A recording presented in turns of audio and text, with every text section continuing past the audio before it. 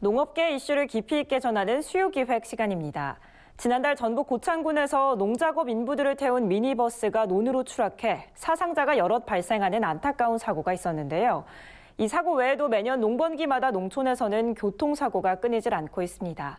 수요기획 위험천만 농번기 교통사고, 오늘 그 첫 번째 순서로 원정 농작업 교통사고의 현황과 원인을 강창우 기자가 보도합니다. 버스 4바퀴가 하늘을 향해 뒤집어진 채 논두렁에 떨어져 있습니다. 여기저기 모자와 장화, 장갑과 물통 등 작업 도구가 널려 있습니다. 심하게 구겨진 차체가 사고 당시 참상을 그대로 보여줍니다. 지난 11월 3일 새벽 6시경 전북 고창군 대산면 지성리 인근 도로에서 25인승 미니버스가 논으로 추락하는 사고가 발생했습니다. 이 사고로 운전자를 포함해 타고 있던 12명 가운데 1명이 사망하고 11명이 크고 작은 부상을 입었습니다. 25인승 미니버스인데 그 양파 모종으로 운전자분까지 12분이 타셨어요. 커브길에서 안개 껴갖고 전복된 사고예요. 문제는 이러한 참사가 농번기에 끊이지 않고 발생하고 있다는 겁니다. 지난 7월엔 강원도 삼척시에서 승합차가 전복해 4명이 사망하고 9명이 부상을 입었습니다. 승합차는 충남 홍성군에서 농작업 인부들을 태워 경북 봉화군 쪽파 파종 현장으로 가던 길이었습니다. 지난해 5월에도 전남 영암군에서 농작업 인부 15명을 태운 25인승 버스가 국도 옆 밭고랑으로 굴러 8명이 사망하는 사고가 발생한 바 있습니다.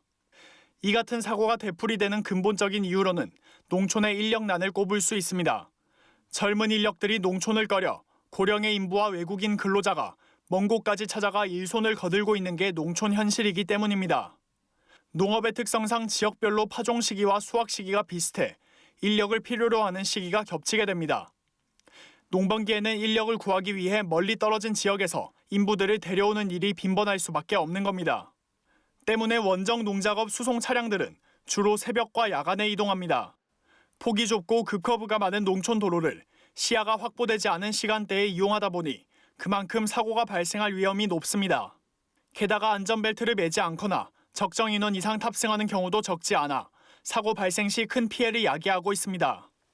인력이 부족하니까 이제 먼 거리도 가시게 되고 또 이제 가시는 분들도 아무래도 연세도 있으신 분들이 보통은 많이 가시잖아요. 농작업 특성상 점심에 또 갈 수는 없는 거잖아요. 농번기철에는 새벽부터 일이 시작되고 또 농촌의 고질적인 안전 불감증도 교통사고 피해를 키우고 있습니다.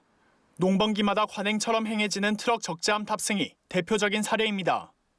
바쁜 농번기의 단거리 이동 시 사용할 교통수단이 없다는 이유로 인부들을 트럭 적재함에 태우고 이동하는 겁니다. 트럭 적재함은 안전벨트 등 별도의 안전장치가 없어 조그만 충격에도 사람이 튕겨나가 큰 사고로 이어질 가능성이 높습니다.